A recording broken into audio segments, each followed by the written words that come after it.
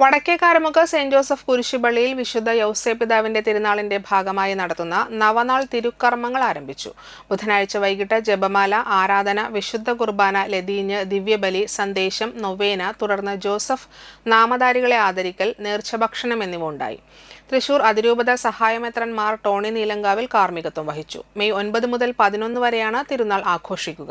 ശനിയാഴ്ച വീടുകളിലേക്ക് ലില്ലിപ്പൂവ് എഴുന്നള്ളിപ്പ് നടത്തും. വൈകിട്ട് 5:30 ജപമാല, ആരാധന, ലതീഞ്ഞ്, ദിവ്യബലി, സന്ദേശം, നൊവേന, തുടർന്ന് വിശുദ്ധന്റെ കൂടുതുറക്കൽ, തിരുസ്വരൂപം എഴുന്നള്ളിച്ചു വയ്ക്കൽ, നേർച്ചഭക്ഷണം എന്നിവയും ഉണ്ടായിരിക്കും.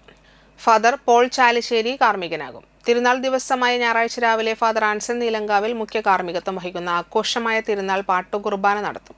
ഫാദർ അനീഷ് കുത്തൂർ സഹകാർമ്മികനാകും. ഫാദർ ടൈസൺ മണ്ടുമ്പാൾ തിരുനാൾ സന്ദേശം നൽകും. തുടർന്ന് തിരുനാൾ പ്രദക്ഷിണവും ഉണ്ടായിരിക്കും. വൈകിട്ട് സെയിന്റ് വിൻസെന്റ് ഡി പോൾ യൂണിറ്റിൽ നിന്നും ലില്ലിപ്പൂവ് എഴുന്നള്ളിപ്പ് യൂണിറ്റിന്റെ വടക്കേ അതിർത്തിയിൽ നിന്നും ആരംഭിച്ച് രാത്രി 10-ന് കുരിശുപള്ളിയിൽ സമാപിക്കും. തിങ്കളാഴ്ച വൈകിട്ട് 6-ന് മരിച്ചവർക്ക് വേണ്ടിയുള്ള ദിവ്യബലി നടത്തും. ഫാദർ ടോണി വാഴപ്പള്ളി കാർമ്മികനാകും. വൈകിട്ട് 7-ന് സിനിമാ പ്രദർശനം ഉണ്ടായിരിക്കും. വികാരി ഫാദർ പ്രതീഷ് കലറക്കൽ, കൈക്കാരന്മാരായ Joseph Joy Chittilappally, Sebastian Jacob, general convener Joju Nellissery, joint കൺവീനർമാരായ ആൻസൺ ആന്റണി, റെജിൻ വത്സൻ എന്നിവർ ചടങ്ങുകൾക്ക് നേതൃത്വം നൽകും.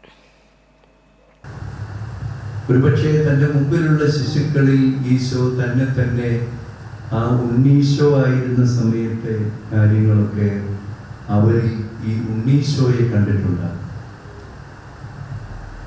മനുഷ്യനായി പിറന്ന കർത്താവ് തൻ്റെ ഈ ശിശുത്വത്തിൻ്റെ പൂർണ്ണത ദർശിച്ചത്, തിരിച്ചറിഞ്ഞത് വളർത്തുപിതാവായ യൗസേപ്പിതാവിൻ്റെ സ്നേഹ പരിലാളനയിൽ നിന്നാണ്. ആ കുഞ്ഞുങ്ങളെ കണ്ടപ്പോൾ ഉണ്ണിയായ ഈശോ അവരിൽ വളർന്നു വന്ന ഈശോയ്ക്ക് ഉണ്ണിയായ ഈശോയെ അവരിൽ കാണാൻ സാധിച്ചു. തന്നിൽ തന്നെ വളർത്തുപിതാവായ ഈശോയെ കാണാൻ, വളർത്തുപിതാവായ യൗസേപ്പിതാവിനെ കാണാൻ സാധിച്ചു.